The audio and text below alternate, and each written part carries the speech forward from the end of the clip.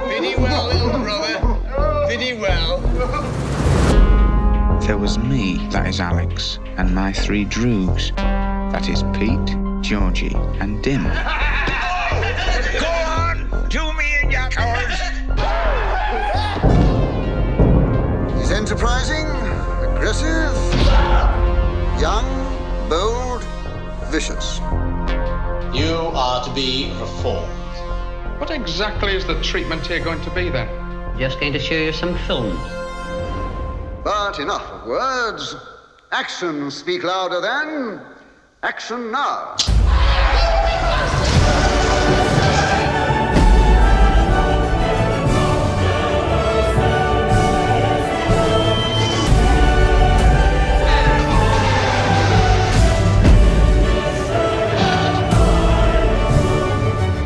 It's funny how the colours of the real world only seem really real when you video them on a screen.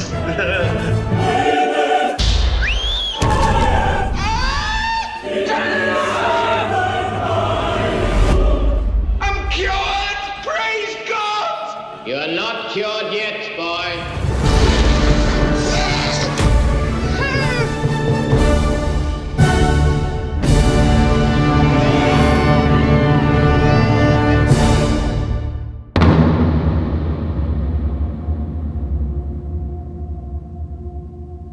Hey folks, quick video here. In the last few weeks there's been various newspaper reports of tall, shiny, monolith-like objects popping up and then disappearing at various locations around the world. I'm not sure why there's been so much news coverage of it, because the whole thing just looks like a very basic hoax to me, probably involving copycat hoaxes across the board. And the comparisons with Stanley Kubrick's 2001: A Space Odyssey are kind of shoehorned in there, being that the object is a different shape and colour, obviously. But perhaps much more interesting, if you don't already know about it, is the appearance of a monolith-type object in one of Kubrick's own later movies, Full Metal Jacket. It can be found in the final scenes of the movie when the soldiers are trying to hunt down a Vietnamese sniper. The leader of the squad, nicknamed Cowboy, is shot, and then he's carried round to the back of the building, at which point a large monolith-like structure can be seen on fire in the background. The soldiers huddle around Cowboy, with the monolith being kept in shot during his death, and the framing is reminiscent of the monolith scenes in 2001, with the apes being replaced by soldiers. Now, Kubrick has talked about this in one interview, which we'll come to in a moment, but before we get to that I want to mention some details and implications that seem to have thematic relevance. Cowboy is dying here, and if there is a monolith-like portal to the afterlife, then he's about to pass through it. The lens flare from the fire on the monolith even glares in front of him during his final moments. In fact, the whole mystical ending to this film involves a strange increase in the amount of fire in the destroyed buildings, as if the soldiers have entered the realm of hell. As Joker says while they walk in a fiery landscape in the final shots, I'm in a world of shit. In other words, hell. You will become dead, Marine, and then you will be in a world of shit. Portal to the afterlife, portal to hell, all seems kinda relevant, doesn't it? However, Kubrick brought up the topic of this monolith-like structure in an interview about Full Metal Jacket with Tim Cahill for Rolling Stone in 1987. Cahill stated, "So, your purpose wasn't to poke the viewer in the ribs, point out certain similarities?" And Kubrick responded, "You know, there's another extraordinary accident. Cowboy is dying, and in the background there's something that looks very much like the monolith in 2001, and it just happened to be there. The whole area of combat was one complete area, it actually exists. One of the things I tried to do was give you a sense of where you were, where everything else was, which in war movies is something you frequently don't get. The terrain of small unit action is really the story of the action, and this is something we tried to make beautifully clear. There's a low wall, there's a building space, and once you get in there, everything is exactly where it actually was. No cutting away, no cheating. So it came down to where the sniper would be and where the Marines were. When Cowboy is shot, they carry him round the corner to the very most logical shelter, and there in the background was this thing, this monolith. I'm sure some people will think that there was some calculated reference to 2001, but honestly, it was just there." And Tim Cahill responded, "You don't think you're going to get away with that, do you?" And Kubrick laughed and said, "I know, it's an amazing coincidence." So Kubrick raises the issue of the monolith in the scene, thus bringing it to our attention, and then he claims it's just an accident. So that clears it up, doesn't it? Well, let me offer you another Kubrick quote. This one is taken from a transcript of a conversation he had with Joseph Heller, who was the author of Catch-22, the novel that Kubrick's movie Dr. Strangelove was based on. Kubrick stated, "I very deliberately tried to avoid the irresistible temptation of a lot of satire to level with the audience at some point and tell them what you really think. You're always afraid that if you keep saying the opposite of truth, they may not get the point. If you really want to communicate something, even if it's just an emotion or an attitude, let alone an idea, the least effective and least enjoyable way is directly. It only goes in about half an inch. But if you can get people to the point where they have to think a moment what it is you're getting at, and then discover it, the thrill of discovery goes straight through the heart." So that's an open admission from Kubrick about communicating things by stating the opposite of truth. If he did this in his films, then he may have also done it in his interviews. "Hey folks, there's a symbolic monolith in Full Metal Jacket, but honestly it's just an accident, nothing to see here." Funnily, Kubrick seemed to do the same thing in an interview when discussing parallels in 2001: A Space Odyssey between the computing corporation IBM and the murderous HAL 9000 computer. He told an interviewer that the letters H, A and L each come before the letters I, B and M in the alphabet, but then he claimed it was pure coincidence. But the dismissal becomes questionable because as HAL is dying, it describes its place of origin as being the exact same location that IBM's first talking computer became operative in 1961. Famously, the IBM computer sung the song Daisy Bell, and HAL does the same thing in the movie. So, obviously, HAL doesn't represent IBM, and Kubrick's public denial wasn't an indirect admission that HAL represents IBM. He was obviously not stating the opposite of truth. And so, with all that in mind, the burning monolith in Full Metal Jacket is just an accident. It is just a long-shot fluke coincidence. At the same time, the scene is actually full of very strange details if you really pay attention. Cowboy is shot through a hole that magically appears in the wall. A moment before, there was no hole. The Vietnamese letters are destroyed by gunfire, and then the letters reappear, and the character Animal Mother appears to draw attention to this. What's that fucking wall? Throw some smoke. And as the soldiers sneak toward the back of the building where Cowboy will die, check out the frame with the diamond shapes on it that's high up on the building. After Cowboy is shot, that frame moves down to the ground in parallel with the appearance of the burning monolith. But all of that is accidental, of course, none of it means anything. The movie is just a straight adaptation of Gustav Halford's Vietnam War novel, The Short Timers. Oh, and also I will confirm here, for those of you who may have been wondering, that the first 5 seconds of this video being just a black monolith screen, that was accidental too. There was no meaning intended by it.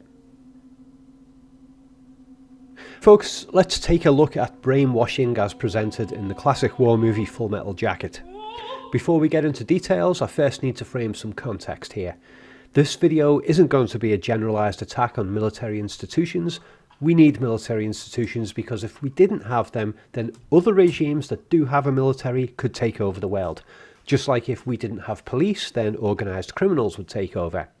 And part of having a military is that we need to have soldiers who are trained in the art of violence against violence. I wish that wasn't the case for humanity, but that's not what this video is about. What I've referred to in the title of the video as brainwashing can be more politely referred to as conditioning or simply training. Some forms of conditioning and training are extremely useful, such as learning to read and write. And military training can also bring out great qualities in men. At the same time, soldiers can be brutalised by their training, which can be made worse in turn by their wartime experience. They can end up committing horrendous war crimes, or they can become crazy spree killers, as is alluded to in Full Metal Jacket. That's affirmative. Charles Whitman killed 12 people from a 28-story observation tower at the University of Texas.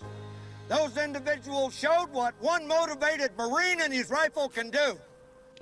Soldiers, like politicians and academics, can also be so brainwashed that they end up being useful idiots for warmongering regimes. Every war has its complexities, and so it's not always easy to tell which side, if any, has the least brainwashed army. So for any military personnel watching this video, rest assured I'm not denouncing all military training or denying that it has positive functions. Okay, so on with the film review. Until recently, I'd always considered the first half of Full Metal Jacket to be a basic statement against the brainwashing aspects of military training. It's hardly even subtle in this respect. Private Leonard Lawrence, nicknamed Private Pile, is relentlessly targeted and bullied by Sergeant Hartman, who also manipulates the rest of the platoon into torturing Leonard. He is emotionally broken by the experience, and then he kills Hartman, then himself. That's the basic surface narrative in the first half, and the sheer horror of what's done to Leonard is initially masked over by Hartman's hilarious insults to the recruits.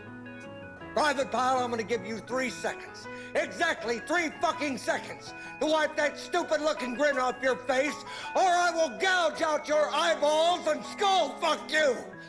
Note the skull fucking implication regarding the mind fuck that the recruits will be subjected to during their relentless training. So anyway, I recently went back to Full Metal Jacket with a view to updating my original study, which I'd written way back in 2008 when I'd not long started out in film analysis, and something dawned on me recently that I'd not considered before. The military training context of Full Metal Jacket's brainwashing scenes might not be the main point.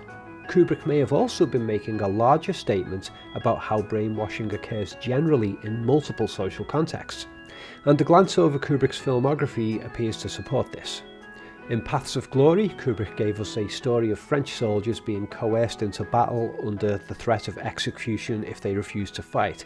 That story was a military context, of course, but like with Full Metal Jacket, its lessons about military coercion are more likely statements about military coercion of violence across the globe and across history, rather than only relating to a single historical war that is long gone and is now unchangeable.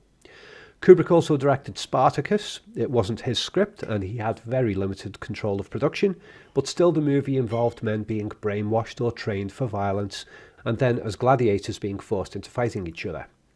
Thematically, this fits in Kubrick's larger filmography. And Dr. Strangelove had scenes in which branches of the US military fight each other based upon paranoia and lies fed to them by their higher command. Again, military context.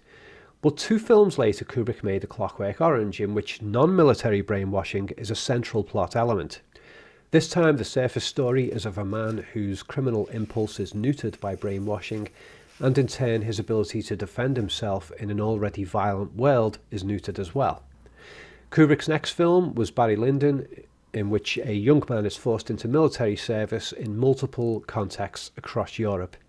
He is brutalised by the training and war experiences, but instead of being a fully brainwashed soldier dedicated to a national or ideological cause other than self-interest, he is turned into a social psychopath who manipulates his way through the ranks of wealth and power.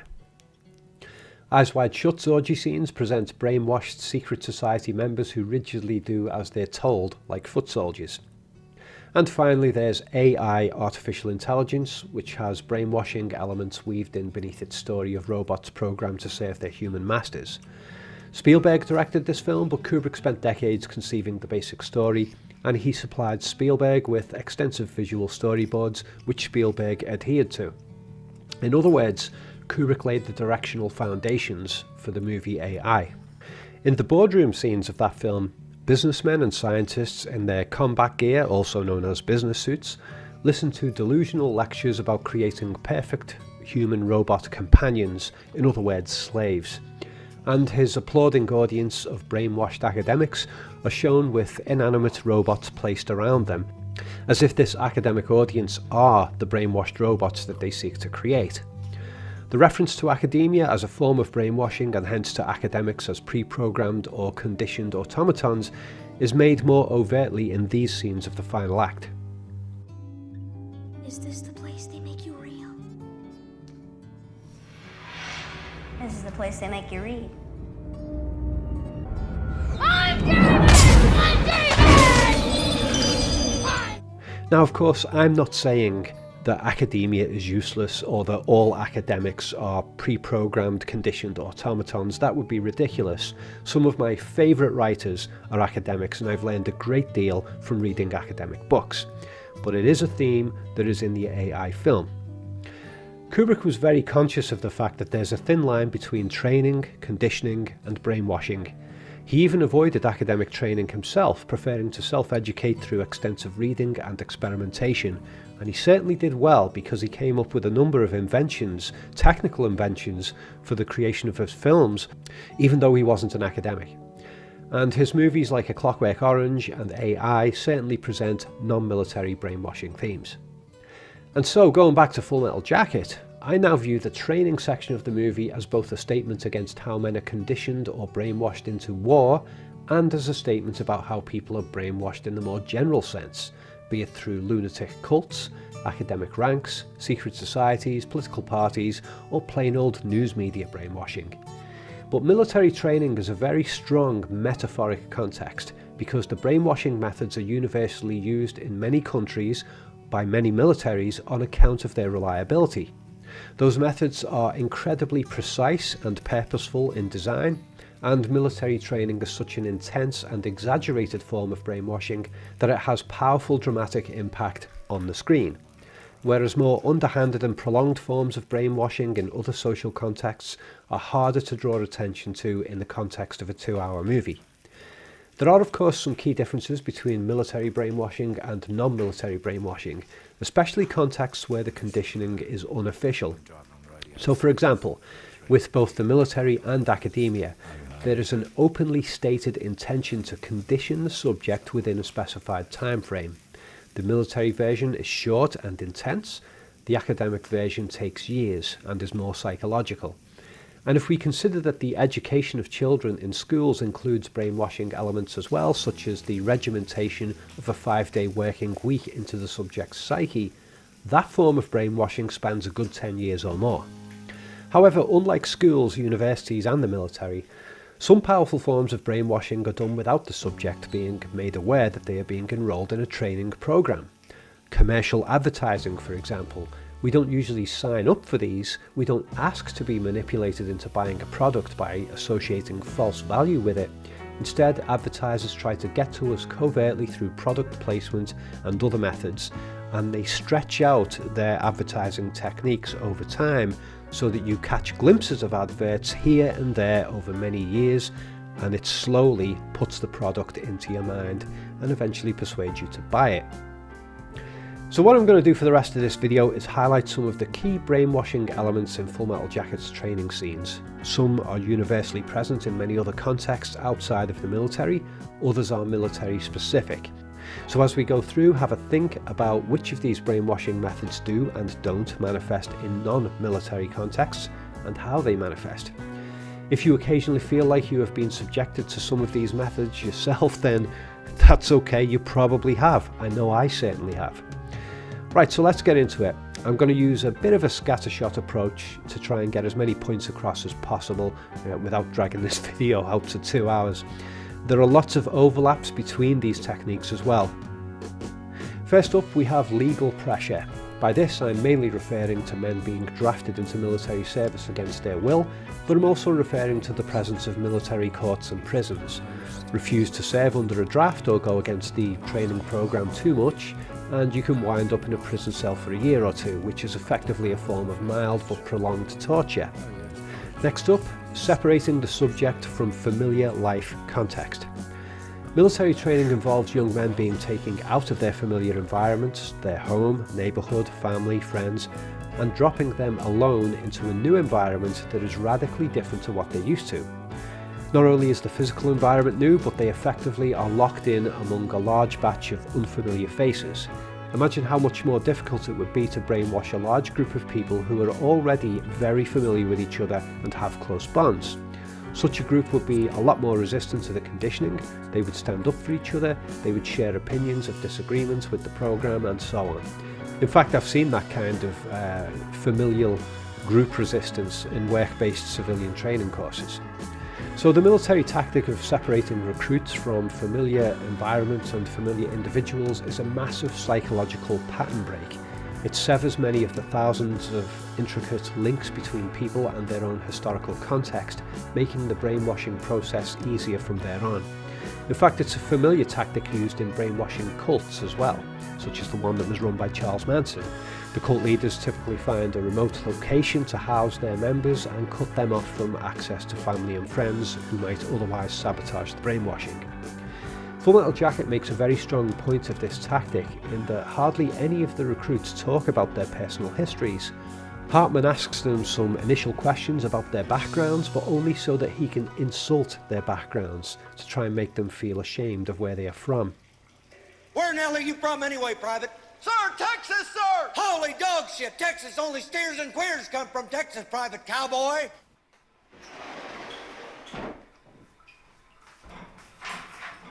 Well, my head's a blank.